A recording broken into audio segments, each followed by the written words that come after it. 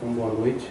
Para aqueles que ainda não me conhecem, eu me chamo David Jansen Pinheiro Pesses, sou psicólogo, psicanalista, pastor, presidente da Ordem Nacional de Psicanalistas. O que pode parecer um grande antagonismo, porque muita gente acha que a psicanálise ela é ateia, que ela é uma técnica que exclui a existência de Deus, porque ela é uma técnica que rechaça a religião. Eu arrisco dizer que quem acredita assim não está enganado. Pelo menos não totalmente enganado. A ideia aqui é de demonstrar como que o cuidado da alma, dos conflitos da alma humana, das dores que assolam o ser humano, já vinha sendo desenvolvido há centenas de anos por clérigos, por pastores, por ministros religiosos, que atendiam a demanda de doenças que eles nem entendiam bem como funcionavam, como, por exemplo, a depressão. Porque até há bem pouco tempo, eu arrisco dizer que até os nossos dias, há pessoas em nosso meio que acham que depressão é uma possessão demoníaca. Porque, na verdade, a ciência demonstra que não tem nada com demônio. Pode ser, evidentemente, que aqueles que acreditam, como eu, em demônios, entendam que o demônio pode utilizar qualquer coisa para destruir a vida daqueles que ele quiser. Mas não necessariamente que a depressão é uma manifestação demoníaca, porque a depressão é uma doença. E o demônio pode te induzir, para aqueles que creem dessa forma, a ter qualquer pensamento que no futuro vai se desencadear no processo depressivo. Mas eu também não posso excluir a possibilidade de que uma pessoa dentro da igreja que não esteja sob nenhuma possessão demoníaca manifeste uma tremenda angústia, uma tristeza profunda e que da mesma forma desencadeie-se um processo depressivo. E eu não posso dizer, como eu já vi muitas vezes, pastores dizendo que venha para o culto de libertação e não vá para um psicólogo, ou não vá para o médico, ou não tome remédio, pare com o remédio que o psiquiatra mandou você tomar. Eu acho isso um grande problema. Porque a gente precisa entender que a doença ela pode ser espiritual, mas que ela pode ser emocional e que ela pode ser bioquímica. Existe um cérebro, existe um mecanismo de atuação nesse momento, onde químicas estão acontecendo, sódio, potássio, endorfina, dopamina, noradrenalina, tudo isso está aí dentro da sua cabeça, no seu sistema nervoso, agindo da forma para a qual o Criador achou benéfico, achou digno colocar. Então, sendo eu cristão, como que eu consigo desenvolver uma atividade que aparentemente é tão conflitante com aquilo que o Evangelho propõe? Como que eu posso atender uma pessoa e não falar de Deus para ela? Alguns estiveram na minha palestra, na minha pregação ontem à noite, e entenderam que a gente fala de Deus mais do que com palavras. Então, eu acredito que o trabalho de um religioso que se propõe a ser psicólogo, que se propõe a ser terapeuta secular, ele não precisa falar com palavras, mas ele precisa expressar esse Deus na sua conduta. E como que a gente expressa Deus na nossa conduta, principalmente no meu trabalho? Quando eu me oponho a aconselhar alguém a se separar do seu marido, quando eu me oponho a aconselhar alguém a ter um relacionamento extraconjugal porque o problema dela é falta de sexo. Mas eu tenho visto muita gente fazer isso, muitos colegas fazerem isso indiscriminadamente porque não têm os mesmos valores que eu. Os meus valores cristãos, a minha fé em Cristo, não me permite ter esse tipo de conduta. E aí eu demonstro a minha fé na minha terapia. Mas eu não preciso dizer, olha, você está em pecado porque isso é o trabalho do pastor. E o pastor faz bem isso. Entendeu? Então, onde é que esses dois falam a mesma coisa? E onde é que nós precisamos entender onde eles podem se completar? Hamilton, por favor. Pode passar? Aí, ótimo. Nós temos hoje um grande problema na religião. E eu falo isso com muito pesar, porque existe um livro que eu tenho aqui até para demonstrar, que é o Freud versus Deus, que esse psiquiatra cristão americano, olha que legal, psiquiatra cristão americano. Nos Estados Unidos, o camarada pode dizer que é psicólogo cristão, ou que é psiquiatra cristão, ou que é qualquer coisa cristão. Porque a Constituição Federal Americana é cristã. Os Estados Unidos foi fundado por um grupo de dissidentes que vieram da Inglaterra como a religião puritana, que é um evangelho bem mais rígido do que o nosso, e foram para novas terras, colonizaram os Estados Unidos e fundaram aquele país com base numa fé cristã. O Brasil não é um país cristão. O Brasil é um país laico. A Constituição Federal Brasileira diz que é livre a manifestação de qualquer religião. Então, eu não posso dizer que existe uma psicologia cristã, porque eu teria que dizer que existe uma psicologia umbandista, uma psicologia kardecista, uma psicologia budista, uma psicologia de qualquer outra religião, e a proposta não é essa. Existe uma psicologia que precisa estar capacitada para atender indivíduos de todas as fés. Nós somos um país laico. Então, não discrimino o conselho de psicologia quando ele diz: não atrelem o título de psicólogo a questões ideológicas, a questões políticas, a questões religiosas, porque o Brasil é livre, o Brasil é laico, certo? Mas não que as ferramentas da psicologia não sejam extremamente eficientes para ajudar pessoas, e aí qualquer pessoa de qualquer fé a desenvolver um bom trabalho. Principalmente se essas ferramentas da psicologia são a psicanálise. E quando eu falo de psicologia, eu falo de muitas linhas. E aí a gente vai ter, por exemplo, na faculdade, um pouquinho de cada uma. Eu arrisco dizer para um público até mais técnico, que qualquer um que tivesse se formado em psicologia saberia pouco de Gestalt, saberia pouco de psicanálise, saberia pouco de Jung, saberia pouco de todas as linhas. Porque 1 ou 2 períodos no máximo de cada uma para falar coisas muito superficiais.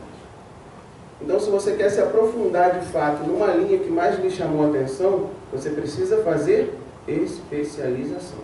E aí você se torna um psicólogo especialista em análise junguiana, um psicólogo especialista em psicanálise. Então, a psicanálise é uma ferramenta que pode atender ao psicólogo, mas que pode atender o pastor, que pode atender o conselheiro, que pode atender o marqueteiro, que pode atender o vendedor, que pode atender o pai de família.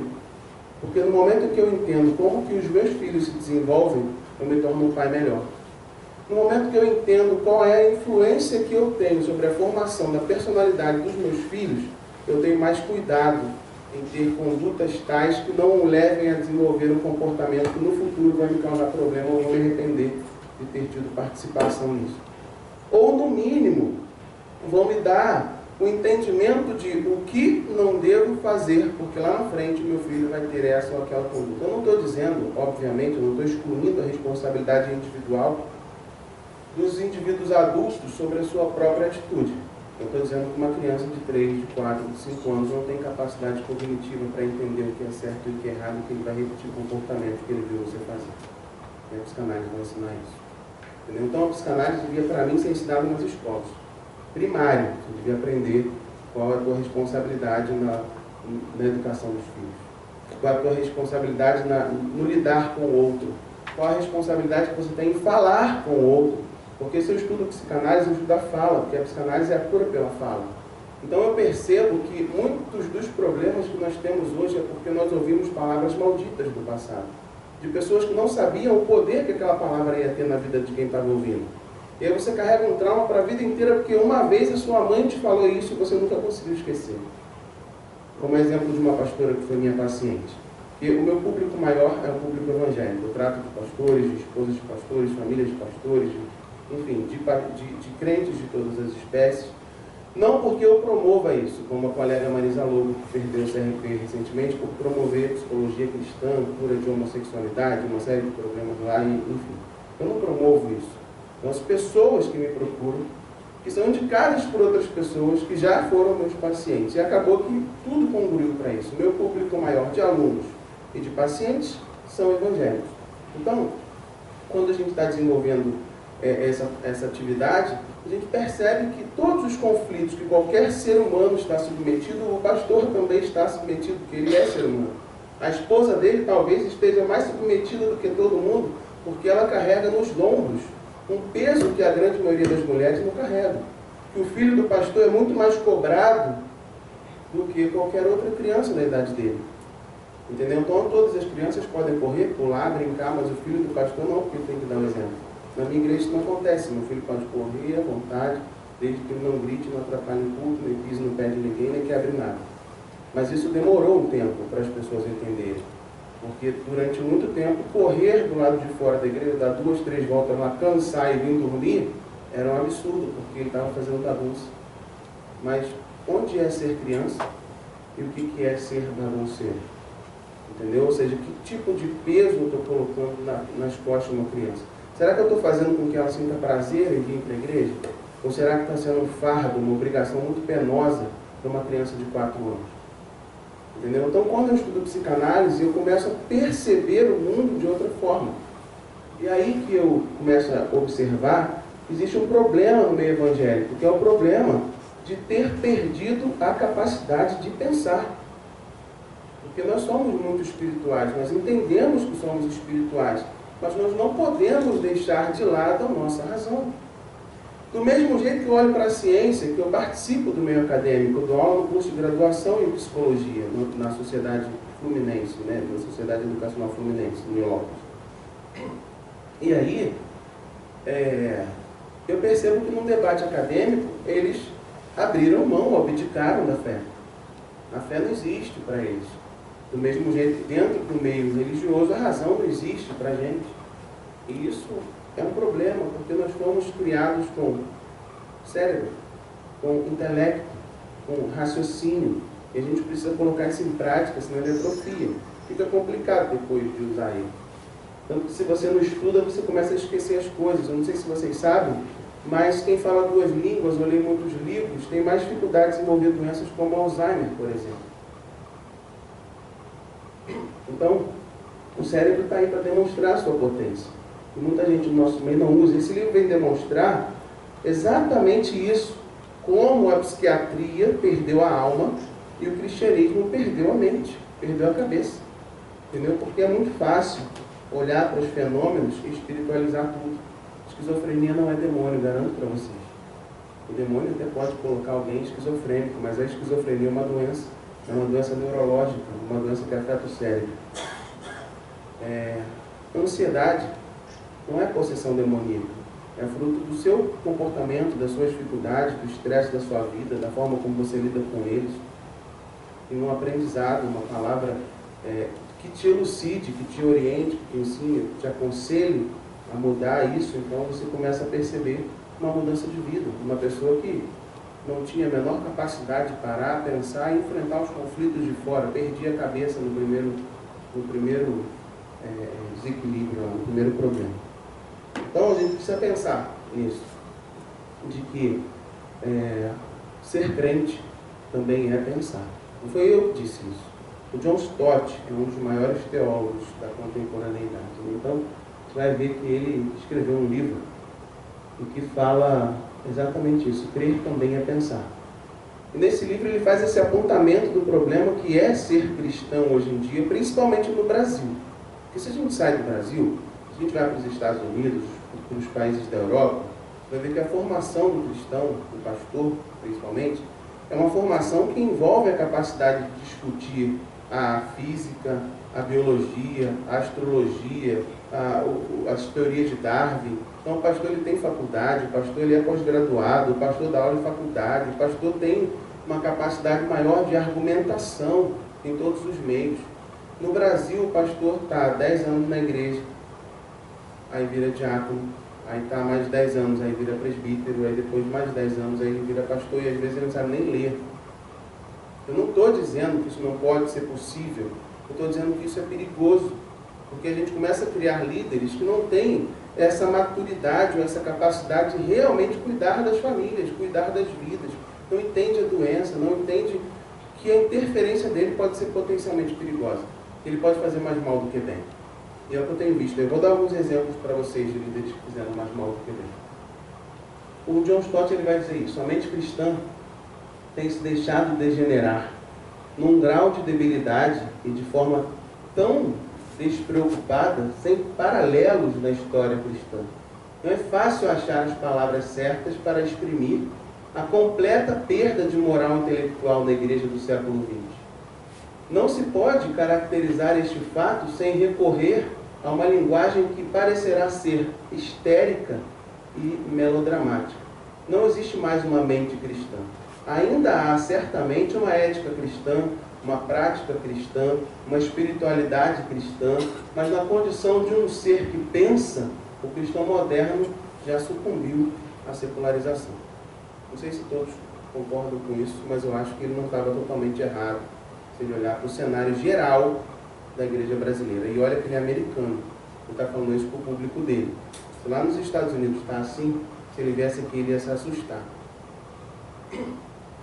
Próximo. Como seres que pensam, todos agora estão convidados a refletir sobre os fatos que serão abordados nesta palestra, com o intuito de avaliar as inúmeras similaridades entre o trabalho do psicanalista e do pastor como um curador de almas. Eu não estou aqui nem para defender o lado A e nem para defender o lado B. Eu estou aqui para demonstrar as características de cada lado, para que vocês, como seres pensantes, reflitam e criem suas conexões neurais. Próximo. Então, psicanalistas e pastores tratam da mesma coisa, dos conflitos da alma humana, das angústias e dos sentimentos humanos. A única coisa que difere é o conjunto de valores e crenças específicas de cada abordagem. Então, a gente vai perceber que, quando você tem um sofrimento e você é cristão, você procura quem? Pastor. E você acredita que o gabinete pastoral vai ser suficiente para resolver os seus problemas, porque o pastor vai primeiro te ouvir. E o psicanalista faz o quê? Ouve. O psicanalista, você deita no divã e fala, e o psicanalista te ouve. Então, ouvir e ouvir é a mesma coisa. E aí você espera que você tenha uma palavra que vá resolver o teu problema. Então, quando o pastor te dá uma palavra, você busca nessa palavra a solução. E quando o psicanalista te dá uma palavra, ou te dá uma devolução, e que na verdade ele não te dá uma resposta pronta, e talvez esteja aí a diferença, que o pastor ele vai te dizer, olha, você tem que fazer isso, isso e isso, que a Bíblia diz isso, isso e isso. E o psicanalista vai dizer, o que você acha que é melhor fazer nessa situação? Ele vai levar você a refletir sobre aquilo. Então a única diferença é essa, mas a devolução acontece, a palavra que eu busco, a resposta que eu busco, ela aparece em ambas as colocações, em ambas as abordagens. Próximo. Vejamos a seguir, então, a incrível semelhança dos principais conceitos psicanalíticos com alguns ensinamentos bíblicos. Vamos lá. Aí eu tenho, por exemplo, a cura pela fala. A cura pela fala aconteceu da seguinte forma. O Freud, antes de desenvolver a psicanálise, ele era um neurologista. Ele era um médico que estudava os fenômenos neurológicos. E ele tinha tudo para ser crente. Ele era filho de judeus. Ele era convertido ao catolicismo, né? Então ele era cristão, a babá dele levava ele para a missa desde pequeno, ele tinha muita afinidade com essa cuidadora, com essa babá, e alguma coisa aconteceu no desenvolvimento dele que ele se tornou ateu. Eu acho interessante porque um outro cara que a gente vai citar aqui, ele tinha tudo para ser ateu, e ele se tornou o maior defensor do cristianismo do século passado. C.S. Lewis, escritor das Crônicas de Nárnia. E aí a gente vai ver que a cura pela fala surgiu no momento em que o Freud começa a estudar a mente, depois que ele vai estudar a hipnose com Charcot. Coisa do diabo legal. Falou que é hipnose da moça. Ele vai armar uma fogueira aqui para queimar os outros. Mas, gente, eu estava conversando com o Márcio aqui embaixo. Minha avó era baiana, vinha do interior da Bahia, e usava erva para fazer chá para curar tudo. Então, você estava com dor de barriga, era uma erva tal. Você estava com dor de cabeça, era uma erva tal. Você estava com prisão de ventre, era uma erva tal. Muita gente ia dizer, tua avó era macumbeira. Eu ia dizer, minha avó morou no interior. Entendeu? Mas por que iam dizer que a minha avó era macumbeira? Porque na Umbanda, na Quimbanda, usam ervas para fazer vários tipos de tratamento. Mas a erva é do diabo? Bom, eu acho que foi Deus que criou as plantas.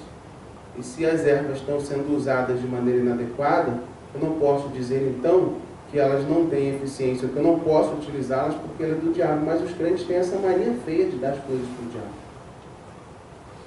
Infelizmente, é verdade. E aí, a gente começa a estudar a hipnose de forma médica, porque hoje existem sociedades diversas que estudam o fenômeno, que é a mente humana, que é a profundidade da mente humana, que na verdade foi Deus que criou com todos esses mistérios, e a gente só usa 10% dela. Então, quando a gente começa a ver fenômenos diferenciados, que tem a ver muito mais com a funcionabilidade dessa mente, qualquer eletroencefalograma, alguém que já fez, vai perceber que, na verdade, o que ele mede é a capacidade elétrica do funcionamento da sua mente, no estado que você se encontra. Então, se você está dormindo, a sua mente está trabalhando numa faixa de 3 a 4 Hz, é a medida, a unidade de medida, né? Se você está em coma, ela está trabalhando a 1, 2 Hz. Se você está acordado, 10, 11, 12, 13 Hz. Se você está muito estressado, 14 Hz. Se você está em hipnose, 15, 16, 17 Hz. Por aí vai. Então é uma forma que a sua mente se manifesta, se comporta de outra maneira. E aí cabe um olhar clínico para isso. Eu não posso dizer que é do diabo antes de eu conhecer aquilo. Quando eu comecei a olhar para a hipnose, na verdade, até por conta da psicanálise, porque o Freud usou a hipnose antes dele desenvolver a cura pela fala, ele foi lá para o Charcot, que também era um médico, que estudava a mente humana, que descobriu que a mente ela tinha essas coisas estranhas que ele queria entender melhor. Só que para ser hipnotista, ou hipnoterapeuta, na época era hipnotista a palavra, hoje em dia a gente fala hipnoterapeuta. Para ser hipnotista na época, o cara tinha que ser um bom argumentador, porque a hipnose era clássica, era essa que vocês veem no palco. Coma e morda e sinta que essa cebola é uma maçã. Então é um comando diretivo, é um comando que induz você a fazer coisa que você não quer. E para isso o cara tem que ser muito bom, muito convincente para te fazer comer uma cebola, porque ninguém me faz comer uma cebola daquela crua, daquele jeito. E o Freud não era bom comunicador. Freud era introvertido, Freud era tímido, Freud era depressivo, Freud não tinha uma autoestima muito boa, Freud não falava muito. Por isso até que eu acho que ele resolveu ouvir mais do que falar. Então ele não era bom para hipnotizar os outros. Ele falou, olha, eu não vou mais continuar com esse método porque ele não é eficaz. E aí ele parou. E a partir do tratamento dessa menina, da Ana O, ele percebeu que talvez existisse muito mais na capacidade de fala do que nós entendemos. Até então a fala era só para se expressar. Mas a partir da Ana O, ele percebia que na medida em que a gente consegue se expressar livremente, nós abandonamos ou nos permitimos esvair de tensões que muitas das vezes nos levam a problemas emocionais, problemas somáticos, problemas psicológicos diversos. A Ana O chamava isso de limpeza de chaminé. E toda vez que ele interpelava ela, que ele atrapalhava ela, ela falava, pô, tipo, cala a boca, me deixa falar. Quando eu acabar de limpar a minha chaminé, você volta a falar aí. E aí ele parava e percebia que ela, sendo histérica, ela tinha fenômenos como afasia, não conseguia falar, ela tinha enrijecimento muscular, então ela ficava toda torta, era um negócio meio estranho de ver. Só que depois que ela falava, ela ficava por algumas horas muito bem, interagia, comia, bebia, falava e tal. Depois de algum tempo voltava tudo de novo. Ele queria saber então, por que quando as pessoas falam tudo que tem para falar, se vai das tensões, os sintomas neuróticos desaparecem. E aí ele descobriu exatamente isso, o que ele chamou de a cura pela fala, a associação livre de ideias. Quando você deita no divã não tem regra, você fala do que você quiser. Entendeu? A gente não fala, olha, agora você vai falar disso. Não, você deita ali e fica à vontade para falar sobre o que tiver na sua cabeça. E o que o psicanalista precisa fazer é traduzir o discurso. Porque às vezes a gente fala assim, eu estou bem, estou tranquilo. Você olha para a cara da pessoa, você sabe que ela não está bem. Entendeu? Ou quando ela fala, não, eu quero, eu vou fazer isso, eu estou sentindo que eu devo fazer isso, eu quero fazer isso. Mas na verdade ela não quer fazer isso. Mas nem sempre é o contrário, tá, gente? É só para perceber que existe um treinamento de alguns anos para você identificar sinais corpóreos, comunicações que não são verbais, e mesmo comunicações verbais que dizem algo com a boca, mas que por trás dessas palavras a verdade é outra. Então, a cura ela vem dentro da psicanálise na medida em que a pessoa fala. E a gente percebe que cada vez mais o mundo carece de bons ouvintes. As pessoas estão muito mais preocupadas com seus próprios problemas, em falar das suas dores, dos seus conflitos, do que ouvir os conflitos dos outros. E aí você percebe que você se afasta das pessoas que falam dos seus problemas, que você acha que ela é chata, que ela não tem, que ela não é legal, que não é agradável, que ela só fala de coisa ruim. Mas talvez se você tivesse ouvido ela 2 horas, ela se esvaísse das tensões delas e se tornassem pessoas agradáveis. O problema é que a gente não quer dedicar esse tempo. A gente quer alguém que nos ouça. E aí o psicanalista e o pastor, ele acaba fazendo a mesma coisa, porque esse conceito, ele é um conceito que também está presente na Bíblia. Próximo de lá, então.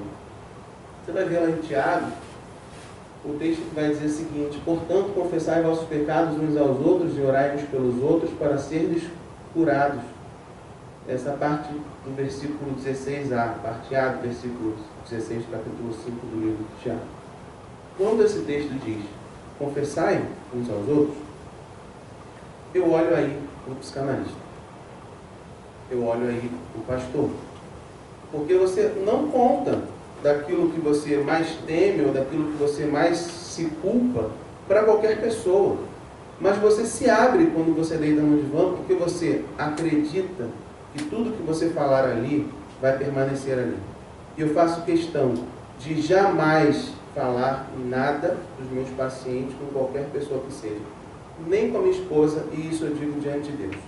Entendeu? Tanto que pacientes que ela trata e que convivem comigo, eu pergunto alguma coisa para eles, porque eu sei que nós temos esse acordo de não falar. Minha esposa também é psicóloga, também é psicanalista, e ela respeita o sigilo, é uma lei, é ético, mas muito mais do que lei, é uma convicção particular, de que eu não devo fazer isso, entendeu? Eu preciso respeitar os meus pacientes, do mesmo jeito que eu gostaria que eles me respeitassem. Então, respeito tem que ser mútuo, amor tem que ser mútuo.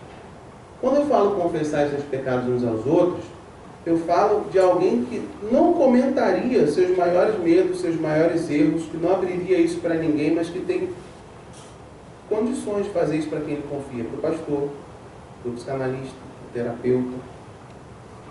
E no momento em que ele faz isso, só de falar parece que sai um peso das costas.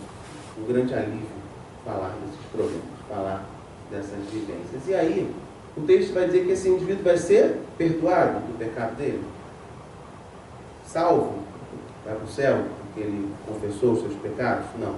O texto vai dizer que ele vai ser curado. Agora, curado de quê? Curado do mal que vai ser carregar aquele peso dentro dele para o resto da vida. Aquela culpa que vai se tornando cada vez maior dentro dele ou dentro dela para o resto da vida.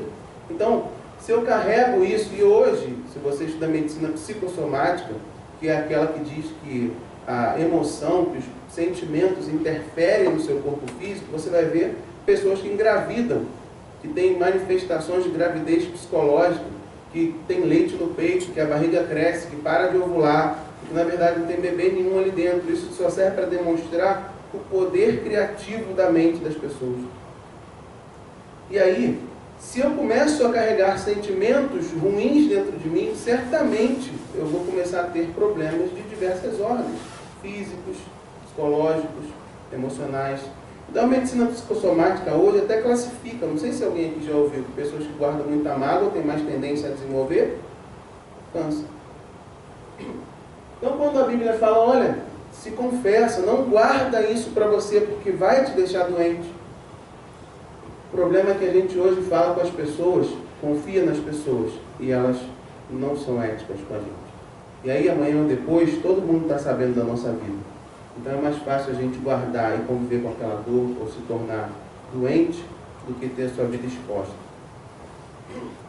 Mas e orar uns pelos outros, doutor ou pastor? Porque a Bíblia diz que eu tenho que orar. Orar é psicanálise? A psicanálise pode orar? Orar não é uma técnica psicanalítica. Mas o que significa orar?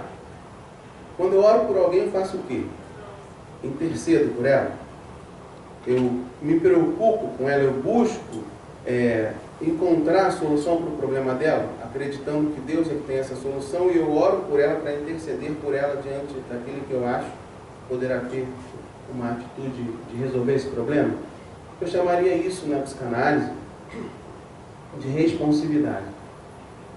Responsividade é a característica de trazer para si a capacidade de resolver os problemas dos outros. Isso é potencialmente perigoso, porque nós sabemos que nós não temos essa capacidade. Mas se eu tenho uma relação tal com o meu paciente, que eu quero encontrar a resposta para o problema dele, eu preciso trazer para mim a responsabilidade de vasculhar na mente dele, de vasculhar na história dele, de buscar conhecimentos dentro e fora da cabeça, da mente dele, que possam levar à solução do problema. Ou seja, de alguma forma eu estou secularmente intercedendo por ele, buscando resolver o problema dele, me comprometendo com ele. Então, enquanto o religioso vai orar, o psicanalista vai ter uma conduta muito similar, só que fora da religião. Eu consigo perceber que o método que o Freud desenvolveu, na verdade, ele não desenvolveu, ele já existia muito antes de Freud. Ele adaptou. O que nenhum psicanalista pode, nesse momento, desacreditar, né? Porque pouca coisa na psicanálise foi criada por Freud. A grande maioria foi adaptada. O mito do Édipo Rei já existia, o Narciso já existia. Então ele pega muita coisa do conhecimento grego, clássico, da filosofia, e adapta a uma nova realidade clínica. Entendeu? Mas pouca coisa ele criou. Tem coisas que ele realmente criou, conceitos que ele criou, e que se tornaram muito conhecidos, mas a grande maioria das coisas já existiam, e a Bíblia já falava sobre elas. Próximo.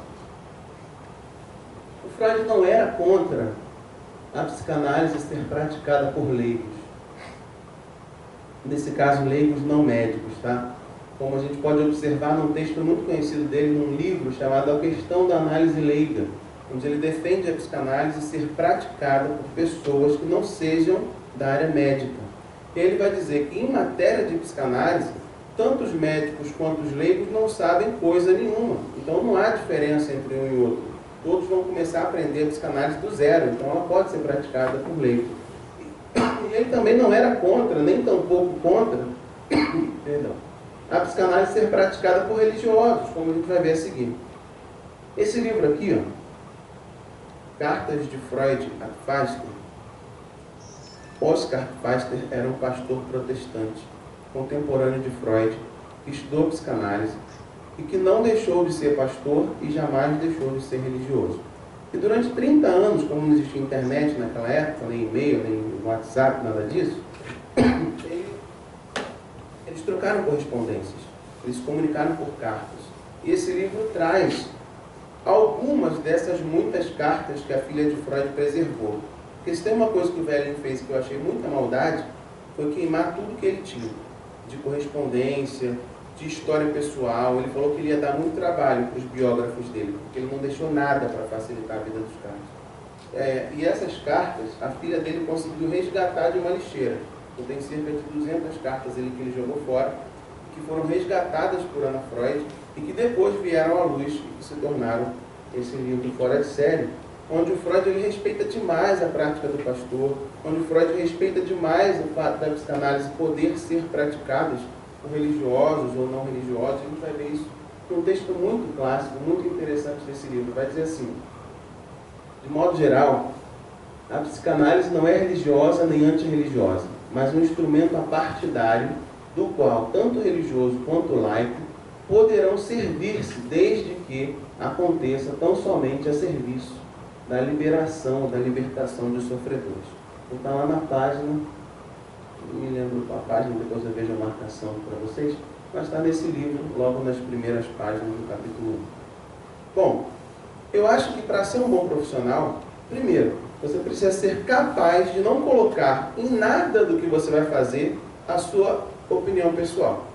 Se você vai fazer uma observação, se você é um cientista, vai fazer uma observação do caminho que uma formiga faz, daqui até o formigueiro, da planta que ela está comendo até o formigueiro, você não pode dizer: olha, eu acho que ela faz esse caminho aqui, eu acho que ela vai por lá, eu acho que ela dá a volta na pedra. O trabalho é de um observador, e esse observador, para ser verossímil, para ser verídico, ele precisa abster-se da sua opinião particular para observar o fenômeno, tal como ele é. Entendeu? Então, eu não preciso ser ateu para entender como um ateu pensa. Eu preciso abster-me da minha crença para ouvi-lo do jeito que ele realmente quer se expressar. E aí eu não preciso ser religioso para respeitar a fé do outro e entender como ele pensa sendo um religioso. Porque no momento em que eu entro no meu consultório, eu deixo de lado tudo aquilo que eu acho para ouvir o outro do jeito que ele é. Então eu posso atender crente, como eu posso atender ateu. Eu só não... Deixa isso para lá, não posso falar. Depois eu falo para você. Eu só tenho algumas questões que realmente conflitam, mas conflitam comigo. E aí eu me abstenho de atender, porque eu tenho dificuldade de lidar com algumas questões. E aí nessas questões que eu me sinto incapaz de lidar com elas, eu também acho que é ético falar, olha, eu não sou a pessoa mais adequada para te ajudar. Você precisa procurar um outro profissional. Até porque ninguém é obrigado a atender todos os públicos. Eu não sou bom com crianças, por exemplo. Meu filho, eu acho que eu estrago mais ele do que conserto. Se não fosse a esposa ali, esse cara, não, bota de castigo, dá uma chinelada e tal. Então, provavelmente eu não teria essa facilidade para educar. Eu mais estrago do que conserto. Então, eu não atendo criança. Mas, se eu fosse atender uma criança, eu precisaria estar disposto a ouvi-la como ela é, sem querer colocar nela a minha opinião. No momento em que eu o obrigo a pensar do mesmo jeito que eu tento colocar ele numa forma da qual ele não faz parte. E a gente precisa estar pronto para lidar com as pessoas do jeito que elas são. Isso é ser religioso, isso é ser igreja, não é?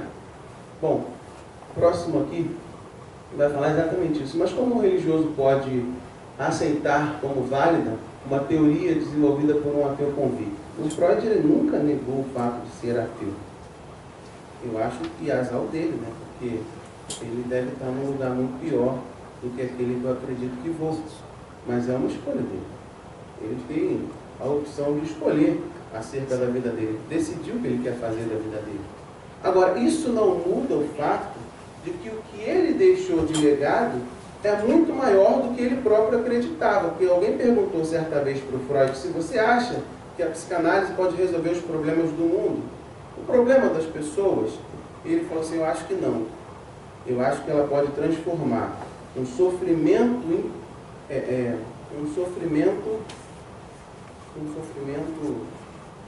incontrolável, gigantesco, numa tristeza comum. É o máximo que a psicanálise vai conseguir fazer. Você pega um sofrimento insuportável e transforma ela numa tristeza comum. Mas ele acreditava que viver era uma desgraça, né? Que a vida era terrível. E a experiência de estar no mundo era catastrófica. E a gente usava de religiões ou de enganos, porque para ele a religião era um grande engano, ou uma grande ilusão, para não nos confrontar com esse nosso medo. Mas, gente, é a opinião particular dele. O método que ele criou funciona. Nem todos os psicanalistas são freudianos. Aliás, tem mais de 200 profissionais que entraram para a história depois de Freud. Lacan, Melanie Klein, Adler, Jung, por aí vai. Então a psicanálise não se resume a Freud. O fato dele ter sido ateu não desmerece aquilo que ele criou. Próximo. É bem simples, basta a gente agir conforme o que foi ensinado lá no texto de 1 Tessalonicenses 5:21. O texto é brilhante, porque ele diz o seguinte: olha, aprende todas as coisas, se instrui em todas as ciências, examina tudo com cautela e retém aquilo que for bom. Então nós somos ensinados a fazer isso, mas na prática a gente não faz isso. Porque tudo que conflita a nossa fé, a gente abandona, a gente diz que não serve, a gente diz que é do diabo, mas a gente não se aprofunda em conhecer aquilo ali. Então hoje, eu não concordo com Freud com uma série de coisas. Eu não acho que a religião seja uma ilusão, eu não acho que Deus não exista, eu não acho muita coisa. Mas eu vou lá e converso, debato com qualquer outro psicanalista ou com qualquer ateu que acredite nisso e falo, olha, o Freud ele dizia isso por causa disso, ele acreditava nisso e nisso, mas eu não concordo com ele nesse aspecto por isso, isso e isso. E é a minha opinião que a psicanálise ela é uma técnica livre e plenamente adaptável. A gente aplica a psicanálise, por exemplo, a psicanálise infantil, que a Melanie Klein especificou-se nessa área, desenvolveu-se nessa área, criou essa abordagem, que o Freud ele não foi muito profundo em falar de psicanálise quando aplicada ao tratamento da criança. O Freud ele também não foi muito profundo em falar da psicanálise no tratamento do idoso. Ele trata de problemas de jovens e adultos. O Lacan pega a psicanálise, diz que é psicanalista freudiano, mas ele cria uma abordagem teórica de psicanálise que não tem nada a ver com o que o Freud falou. E aí ele diz, qualquer um pode ser lacaniano, eu sou freudiano, mas tu lê a obra dele, não tem nada a ver com o que o Freud falou. Então ele criou outros novos conceitos que deu o nome de psicanalítico, mas que o Freud mesmo não concordava com boa parte deles. E não deixou de ser psicanálise por isso. Ou seja, ele usou a liberdade de pensar dele, pegou um conceito e aplicou a realidade dele. Do mesmo jeito que eu quero crer que as pessoas façam com a psicanálise. Porque eu vou pegar um conceito, vou aprender o que ela tem de bom e vou aplicar a minha realidade. Eu não preciso reproduzir o que o Freud falou. Eu não preciso pensar na mesma caixa que o Freud ou que qualquer outra pessoa. Porque eu sou livre para ter as minhas próprias conclusões, as minhas próprias convicções. Eu consigo pegar, por exemplo, teologias, e que nem por serem teólogos extremamente conhecidos, escreveram coisas que eu concordo.